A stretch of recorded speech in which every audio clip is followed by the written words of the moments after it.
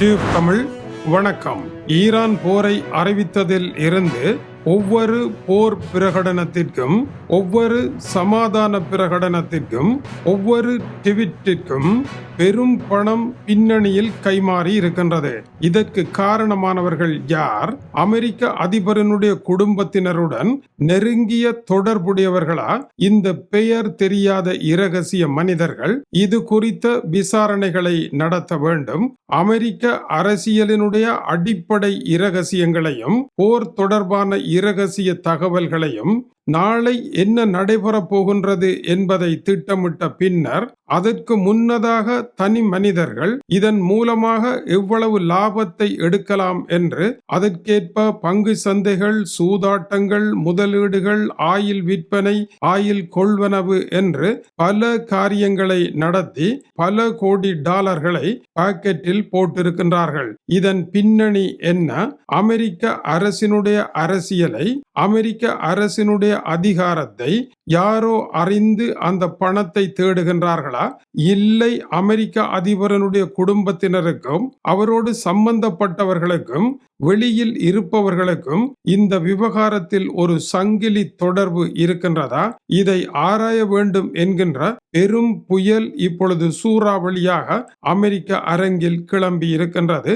அமெரிக்காவினுடைய புகழ்பெற்ற செனட்டர்கள் இதை விசாரணை மன்றிற்கு கொண்டு வர வேண்டும் என்று இப்பொழுது போர்க்கொடி தூக்கி இருக்கின்றார்கள். ஆகவே இந்த விவகாரம் ஈரான் போரை போல அமெரிக்காவின் உள்நாட்டில் இன்னொரு சூறாவளியாக சுழல ஆரம்பித்திருக்கின்றது. இந்த பணத்தை வேட்டையாடுவதற்காக அரசியல், வெளிநாட்டு போர்கள் தொடர்பான முடிவுகள் எடுக்கப்படுகின்றனவா என்பதே கேள்வியாகும்.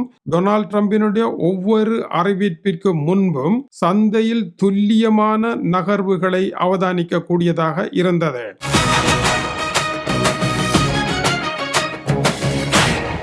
முதலாவதாக மார்ச் மாதம் 23 ஈரானுடன் ஆக்கப்பூர்வமான பேச்சுவார்த்தை என்ற டொனால்ட் ட்ரம்பினுடைய அறிவிப்பு வருவதற்கு 15 நிமிடங்கள் முன்னதாக 650 மில்லியன் டாலர்கள் பெறுமதியான ஆயில் விற்பனை நடைபெற்றிருக்கின்றது.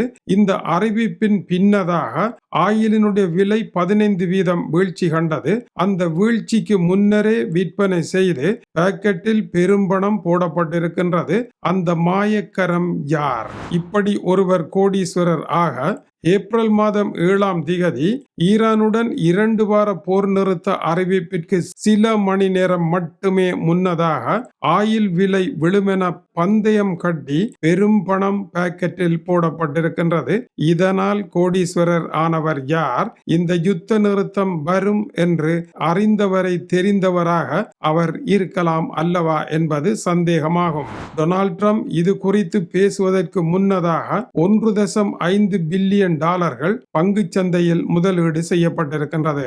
ஈரானினுடைய அதி உயர் மத தலைவர் கொல்லப்படுவாரா இல்லையா என்பதற்கு, அவர் கொல்லப்படுவார் என்பதற்கான ஒட்ஸ், அதாவது பந்தயம் கட்டுவதில் குறைவான தொகையே இருந்தது. அவர் கொல்லப்படுவார் என்று பந்தயம் கட்டி பெருந்தொகை பணத்தை உழைத்தது யார்? அவர் கொல்லப்படுவார் என்பதை தெரிந்தவர் யார்? இது இப்போது அமெரிக்காவில் அடுத்த கேள்வியாக இருக்கின்றது. இப்படி டொனால்ட் ட்ரம்பினுடைய ஒவ்வொரு ட்வீட் பதிவுகளும், ஒவ்வொரு முடிவுகளும் வருவதற்கு சில நிமிடங்கள் முன்னதாக இதுதான் முடிவு என்று சரியாக குறிவைத்தது போல பணத்தை கட்டி பெரும் பணத்தை உழைத்து கொண்டிருந்தவர்கள் தங்களை அடையாளம் காட்டாத பேர்வழிகளாக இருப்பதுதான் இதில் இருக்கின்ற பெரும் சந்தேகமாக இருக்கின்றது. இவர்கள் யார்? அமெரிக்காவினுடைய வெள்ளை மாளிகையினுடைய உயர்மட்ட இரகசியங்களை அறிந்த யாரோ இவர்களுடன் தொடர்பாக இருக்கின்றார்கள் என்பது குற்றச்சாட்டாகும். Who is the black sheep? யார் அந்த கருப்பு ஆடு? அமெரிக்காவினுடைய பிரபல செனட்டர்களாகிய எலிசபெத் வாரன், கிறிஸ் மெர்பி ஆகியோர் இது குறித்து போர்க்கொடி தூக்கி இருக்கின்றார்கள். உடனடியாக விசாரணை நடத்த வேண்டும் என்று.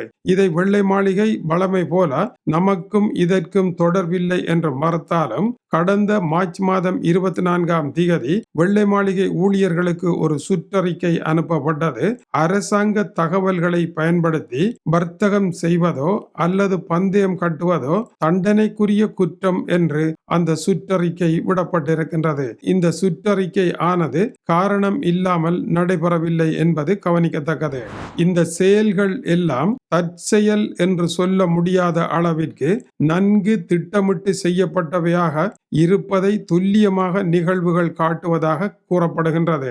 நிழல் மனிதர்களை தேடி வலை விரிக்க ஆரம்பித்திருக்கின்றார்கள் அமெரிக்காவினுடைய முக்கியமான நிறுவனங்கள். சமாதான அறிவிப்பு வருவதற்கு முன் 1.5 பில்லியன் டாலர்கள் முதலீடு தற்செயலானது அல்ல என்றும் கூறுகின்றார்கள். டொனால்ட் ட்ரம்ப் நாட்டின் நலனுக்காக ஒரு முடிவை எடுக்கின்றார், ஒரு பதிவை போடுகின்றார் என்றால் அதற்கு முன்னதாக யாரோ அந்த பதிவு வருகின்றது என்பதை அறிந்து சரியான இடத்தில் பந்தயம் கட்டி முதலிட்டு ஆயிலை வாங்கி ஆயிலை விற்று அவர் பெரு லாபத்தை உழைத்துக் கொள்ளுகின்றார். எனவே இவை எல்லாமே ஒரு தொடர்புள்ள சம்பவங்களா என்ற சந்தேகம் எழுந்திருக்கின்றது. இப்படி செய்வதானது அமெரிக்க சந்தையினுடைய நம்பகத்தன்மையை வீழ்த்தும் ஒரு செயல் என்ற விமர்சனங்களும் வந்திருக்கின்றன. அமெரிக்கா என்ன செய்கின்றது என்று பார்த்து சீனா, ரஷ்யா போன்ற நாடுகள் போர்க்களத்தில் அமெரிக்காவினுடைய பலவீனத்தை மதிப்பிட்டு கொண்டிருக்க, போருக்கு முன்னர் அமெரிக்கா என்ன செய்கின்றது என்பதையும் அவர்கள் பார்க்காமல் இருக்க மாட்டார்கள். எனவே நீண்டகால அடிப்படையில் சீனா போன்ற நாடுகளுடனான ஒரு போரை நடத்துவதில் இவர்களுக்கு நாட்டம் இல்லை. தங்களுடைய சுய லாபங்களே இவர்களை வழிநடத்துகின்றதா என்பதை சீனா சிந்திப்பதற்கும் இந்த சம்பவம் காரணமாக இருக்கின்றது. வெள்ளை மாளிகை மறுத்திருந்தாலும் கூட இந்த விவகாரத்தின் உண்மைதான் என்ன என்ற தேடல் அமெரிக்கர்களை சிந்திக்க வைத்திருக்கின்றது. தொடர்ந்து இணைந்திருங்கள், பல சூடான செய்திகள் வந்திருக்கின்றன. இது டியூப் தமிழினுடைய உலக செய்திகளுக்காக டென்மார்க்கில் இருந்து கீசே துறை. வணக்கம் உறவுகளே.